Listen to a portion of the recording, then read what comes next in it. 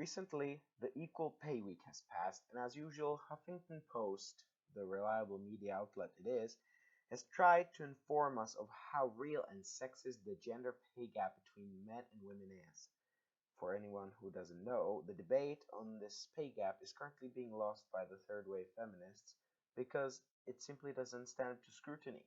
This statistic doesn't account for difference in occupation, hours worked, education, position in a business, holidays taken, or just the fact that if this were true, employers would cut costs by hiring predominantly female employees.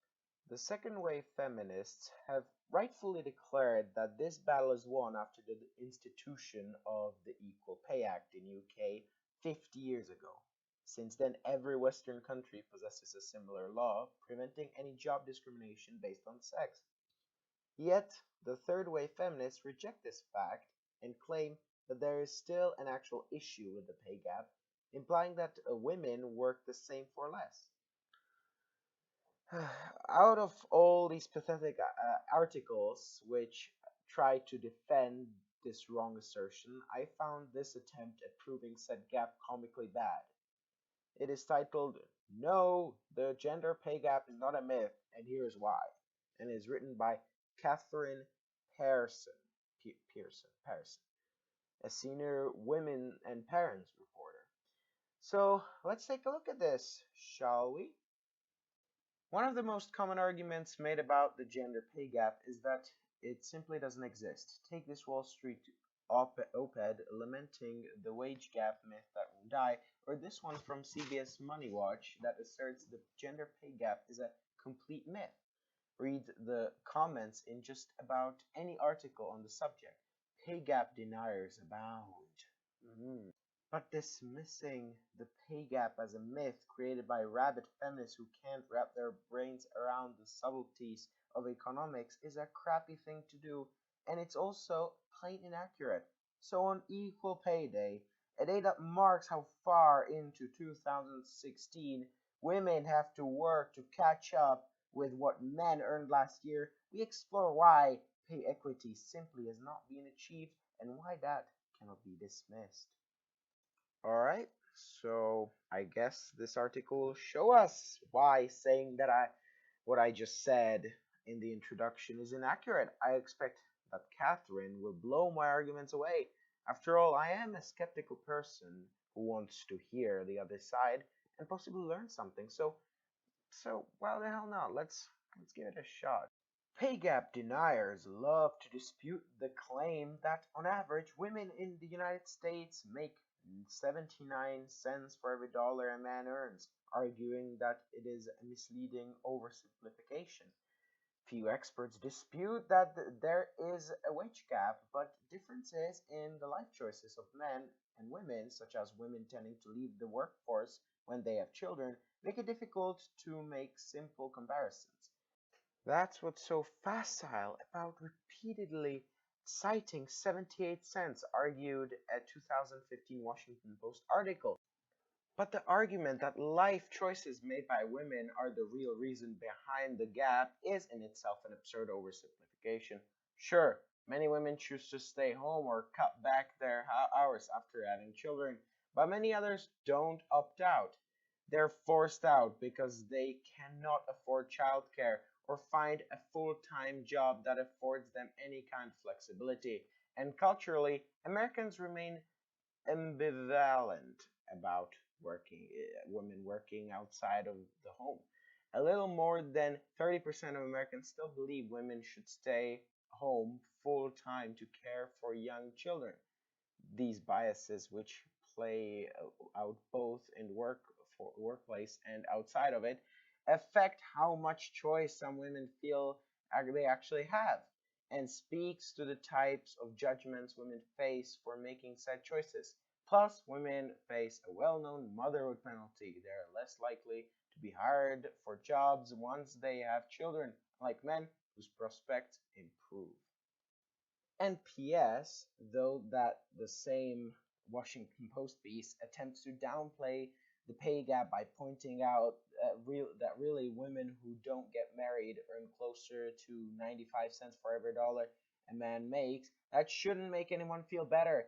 It implies that for women to earn equal wages, they simply shouldn't get hitched, and ignores the simple fact that 5 cents is still a gap. So, this argument is incredibly poorly constructed for numerous reasons.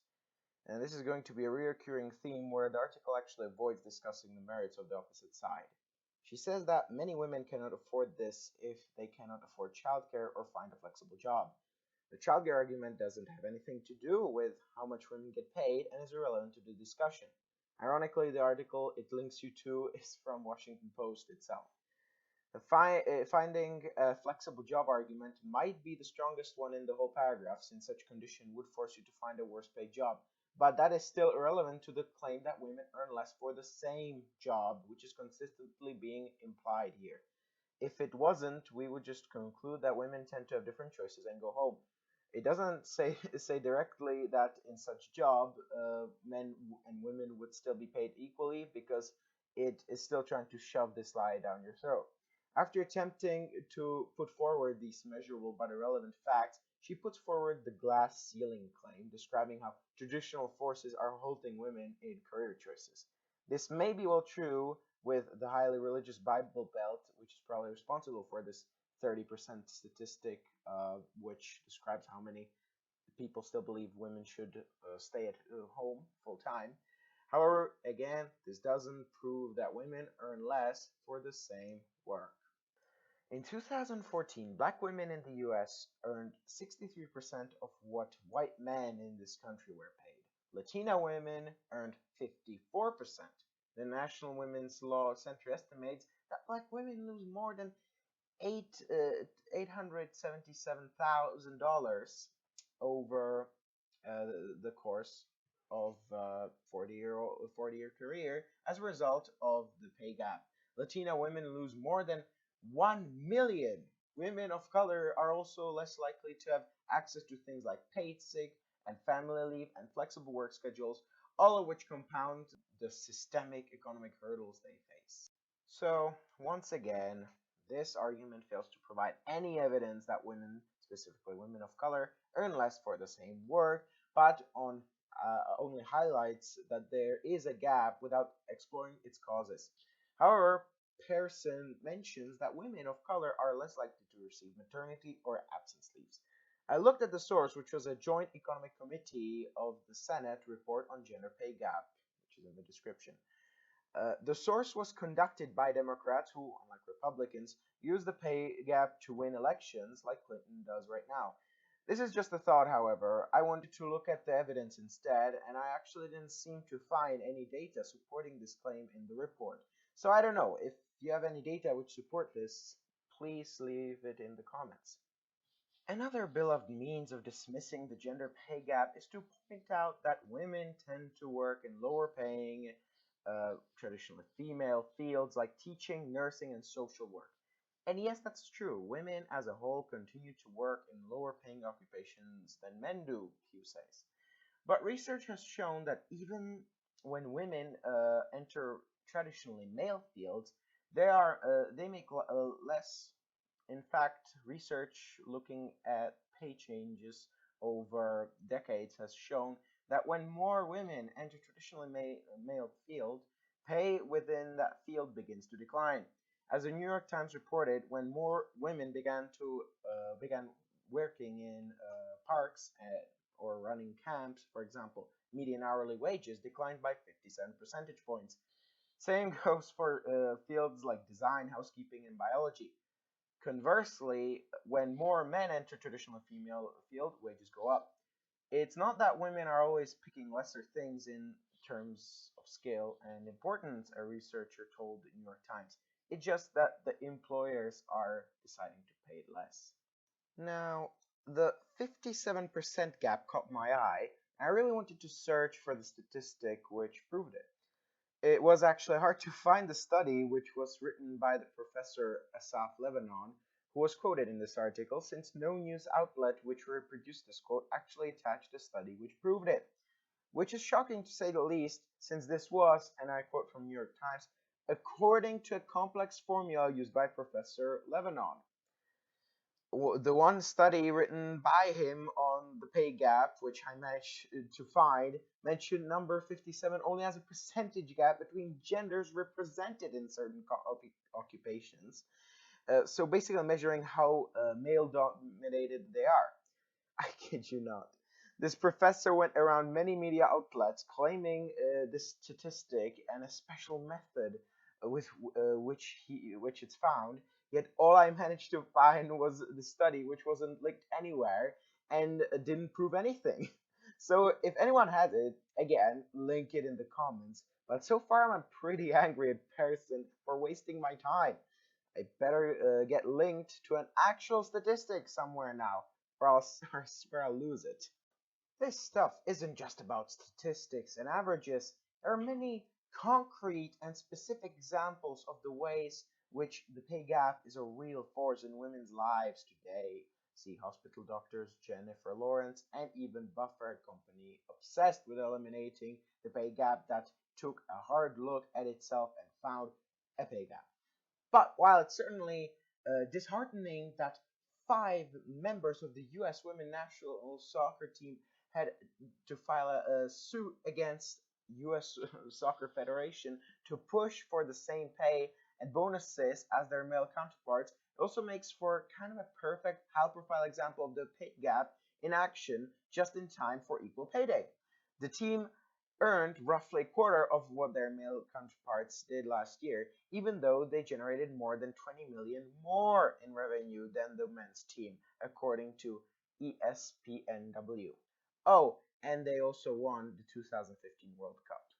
The factors that go into the gender pay gap are complex and wide ranging, but according to a new congressional report, even when those factors are controlled, up to 40% of the pay gap in the United States may be attributed to flat out discrimination. If I were a male player who won a World Cup for the United States, my bonus would be $390,000, wrote Carly Lloyd, co captain of the national team and FIFA's 2015 World Player of the Year, in an essay for the New York Times. Because I'm a female soccer player, the bonus I got for our World Cup victory last summer was 75,000. This isn't about money grab, she continued. It's about doing the right thing, the fair thing. It's about treating people the way they deserve to be treated, no matter their gender. Damn right. So, here the author throws at us five arguments, which are pay gap in medicine, pay gap in Hollywood, pay gap in buffer, which is some company that wants to close the pay gap without success, 40% of pay gap being just due to discrimination, and pay gap in a female football team. First, the article about doctors I was linked to actually explained the gap once again with the same reasons that I described at the beginning, but as usual, it called sexism anyway. Second, the article about Hollywood I was linked to was basically Jennifer Lawrence saying how she screwed up with a negotiation of her pay for Hunger Games, further proving the reasons I put for the gap, but calling it sexism anyway.